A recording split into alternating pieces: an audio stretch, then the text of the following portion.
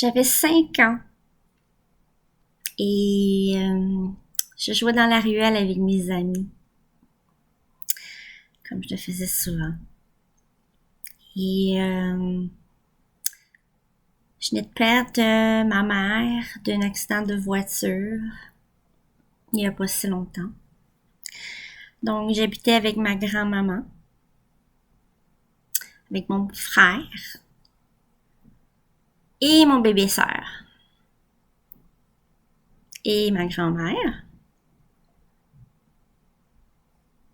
et avec le conjoint de ma mère à ce moment-là, qui est le père de ma sœur.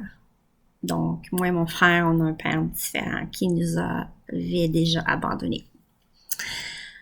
Donc,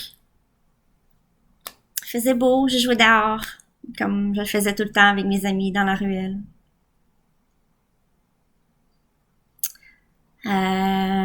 Mon frère était pas là. Je sais pas où ce qu'il était. Il jouait avec d'autres amis ailleurs, dans une autre place. Je sais même pas ce qu'il était. Puis, soudainement, j'entends crier mon nom en haut, d'où ce qu'on habite. J'entends crier mon nom. Mélanie! Puis, c'était la voix de un de mes oncles. Donc, je pars en courant en haut pour voir qu'est-ce qu'il voulait. Parce que j'avais hâte de retourner jouer avec mes amis. Et donc, en arrivant en haut, le choc de ma vie. Il m'a pris par-dessus ses épaules, la tête par en arrière, sur son dos, comme ça. Il m'a pris comme ça, comme une poche de patate, carrément. Et il m'a rien dit. Et il m'a descendu en bas. Alors là, j'étais en panique, parce que je savais tellement pas ce qui se passait. Et rendu en bas des escaliers, je me suis fait mettre en arrière d'une voiture de police.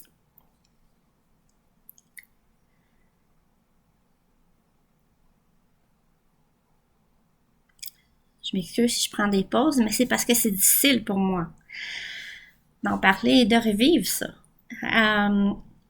Je peux pas vous expliquer en mots ce que je vivais à ce moment-là. J'étais terrifiée. J'avais plusieurs émotions fortes et négatives en même temps. J'avais peur.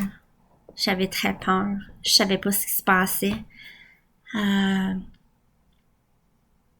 Je me demandais si j'allais aller en prison. Et donc,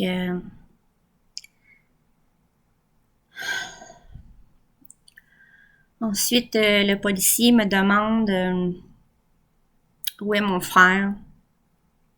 Et je sais pas il est où mon frère. Alors je lui dis, je sais pas. Je sais pas il est où. Il dit, parfait, on va faire le tour du bloc ensemble. Si tu le vois, tu me le dis. Je dis, ok. Ben, dans ma tête, j'étais en danger. J'étais dans une situation alarmante. J'avais peur, je savais pas ce qui se passait. Tout ce que je savais, c'est que c'était pas normal. Et pour moi, j'étais en danger, mais je savais pas de quoi.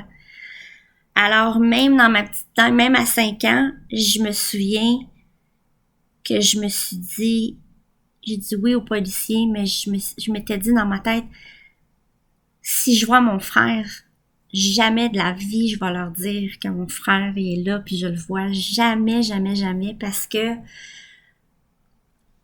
je voulais sauver mon grand frère. Je voulais sauver, peu importe c'était quoi le danger, que je savais pas ce que c'était, mais évidemment, il y en avait un.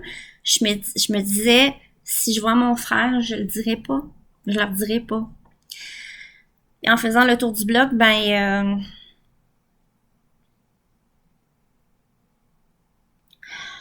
c'est énormément d'émotions, guys. C'est très difficile.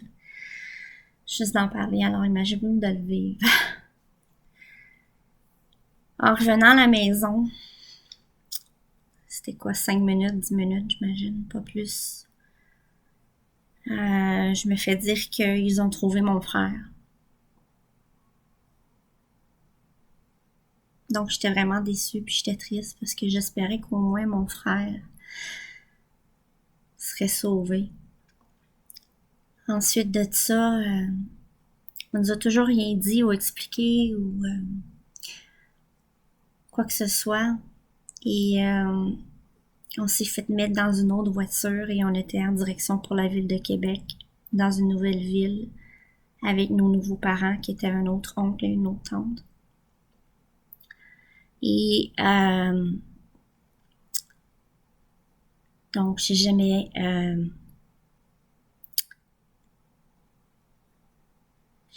pu dire au revoir à ma grand-mère. Dieu sait comment je l'adorais puis comment elle m'adorait. Et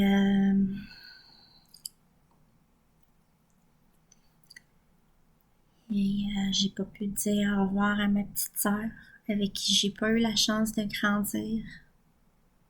Malheureusement, ça m'était enlevé, ça m'était volé.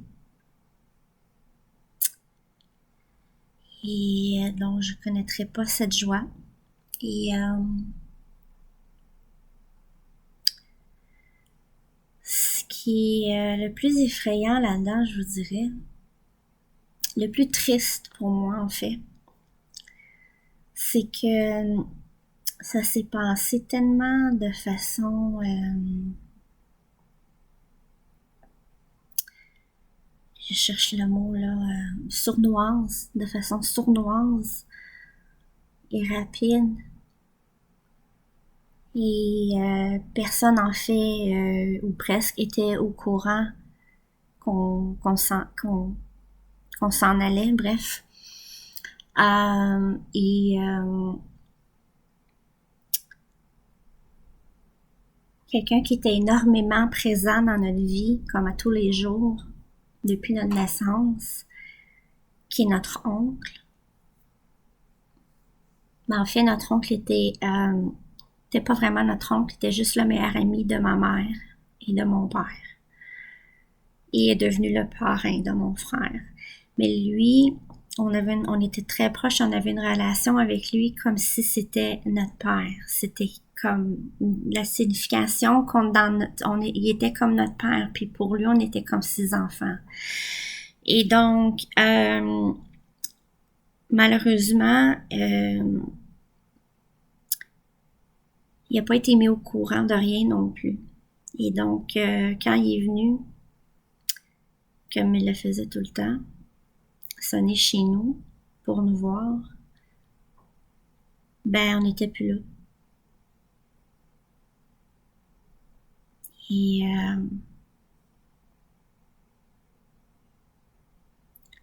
ma grand-mère qui était bouleversée, qui avait perdu sa fille il y a pas longtemps, ma mère avait le cœur complètement arraché et elle a dit à mon oncle,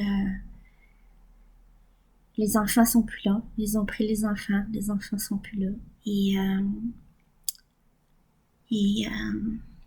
c'est ça que j'ai le plus de misère dans toute cette histoire-là.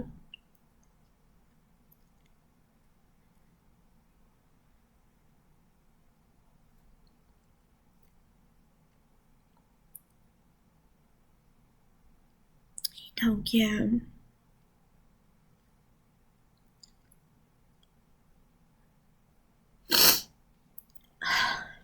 des années plus tard, quand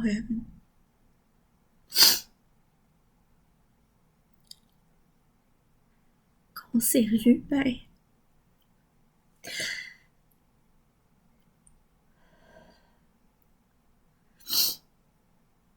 il nous a raconté à moi et à mon frère à quel point ça lui avait brisé le cœur.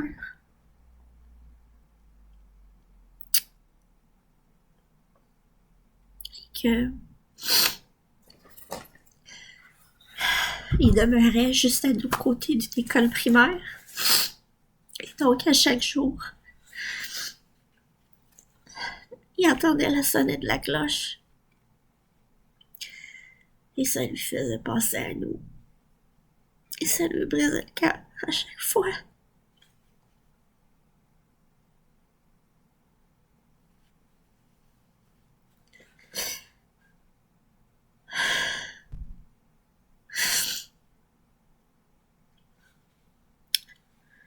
Et c'est ce que je trouve le plus difficile là-dedans, c'est même pas mes souffrances à moi.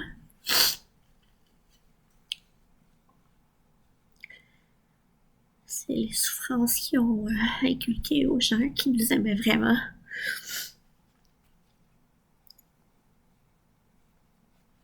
Bref.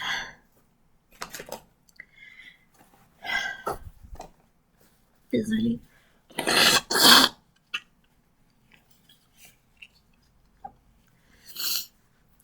Et donc,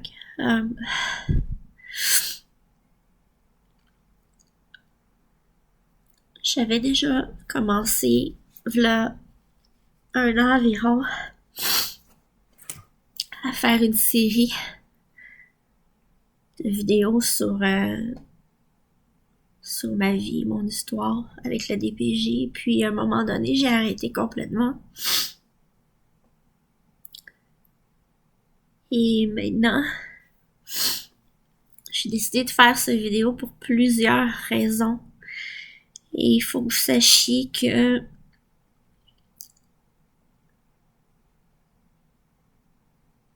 c'est vraiment pas facile pour moi de faire cette vidéo. Et oui, il va y avoir des suites. Je vais faire une série.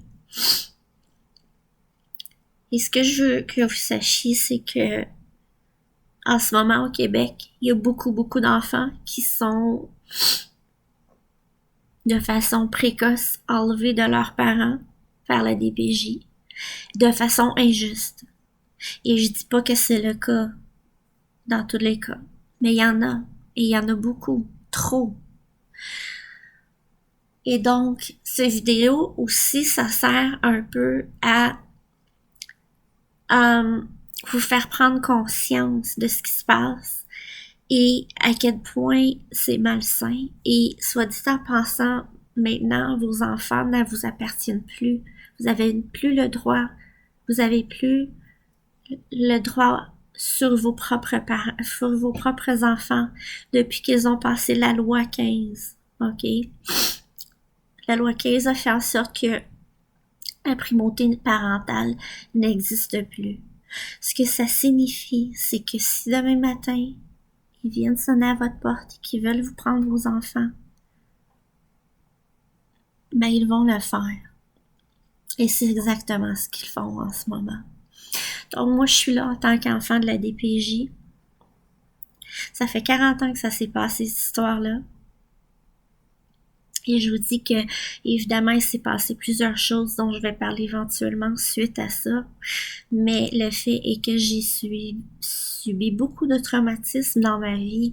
Et ça a été le premier. Et que encore aujourd'hui, ça me laisse des traces. Et je me suis battue toute ma vie. Toute ma vie. Il a fallu que je me batte à une façon que vous pouvez même pas vous imaginer pour survivre psychologiquement avec tout ce que j'ai vécu. Et donc, je suis ici pour dénoncer que ça fait des dommages réels à long terme aussi. Ce qui se passe avec la DPJ pour les parents, pour la famille alentour, pour les grands-parents, mais aussi et surtout pour les enfants. On n'a pas le droit d'enlever un enfant d'un nid familial. À moins que ça soit sérieux et grave et que l'enfant soit en danger, là, je suis d'accord à 100%. Sauf que d'enlever un enfant d'un nid familial basé sur le fait que, selon vous, ils sont en danger parce que les parents peuvent pas s'en occuper parce qu'ils ont décidé de pas les faire vacciner, par exemple. C'est des cas réels, les enfants qui sont enlevés basés sur des divergences d'opinion et non sur des faits. L'enfant n'était pas en danger. Je vous le signale, c'est ce qui se passe en ce moment. Et on a tous une responsabilité en tant que société de protéger nos enfants. On peut en dire vraiment beaucoup et long sur une société, sur la façon dont ils traitent leurs enfants et les personnes âgées. Et en ce moment, laissez-moi vous dire qu'on échoue énormément, grandement au Québec par rapport à ça. Et donc, soyez alarmés et ça pourrait être vos enfants, les prochains, ok? Ça pourrait être les vôtres. Donc, maintenant, j'ai la chance aujourd'hui de faire partie d'un comité pour aider les familles qui sont aux prises avec la DPJ de façon injuste. J'ai la chance d'être bénévole et de faire partie de ce comité. Parce que vous savez pourquoi? Je veux pas que les enfants vivent ce que j'ai vécu. Puis ça, c'est juste le début. Après, j'ai vécu l'horreur jusqu'à mes 18 ans. OK? Ça va être dans la suite. Donc, je veux pas qu'un enfant subisse ça. Je veux pas que les dommages sont trop graves, sont trop réels, sont trop importants et sont à long terme, souvent. Il faut pas que ça arrive. On se doit de protéger nos enfants. Donc, de un, je vous demande, suivez-moi, s'il vous plaît, pour entendre la suite de ce que j'ai à dire parce que j'en ai énormément à raconter. Deuxièmement, likez ou partagez cette vidéo-là. Je vais aussi laisser le lien de la page de notre comité. Si vous êtes des familles aux prises avec la DPJ de façon injuste, ben on est là pour vous aider, on est là pour ça. Donc, je vais laisser les coordonnées, la page où vous nous visitez. Et puis, merci de me supporter au niveau personnel aussi. Parce que je fais ça pour moi, pour la guérison, mais aussi, surtout, pour que les gens réalisent à quel point c'est grave et c'est important. On se doit de protéger nos enfants en tant que société. On a besoin de vous, les parents, les familles, de nous supporter. Vous pouvez nous aider de plein de façons, que ce soit en faisant un don, que ce soit en devenant bénévole avec nous. Peu importe. Si on a tous un rôle à jouer là-dedans. On a tous un rôle à jouer. Fait que je vous demande, prenez ça au sérieux parce que c'est très grave ce qui se passe. Et vous voulez vraiment pas que votre enfant ou vos enfants se retrouvent dans le système que moi je me suis retrouvée, qui a des conséquences dégueulasses. Et ça va être la suite à venir. Donc, merci d'avoir écouté et de me suivre et de partager cette vidéo et de vous impliquer si vous le pouvez aussi, comme je l'ai dit. Merci beaucoup. Et sur ce, je vous souhaite une bonne journée.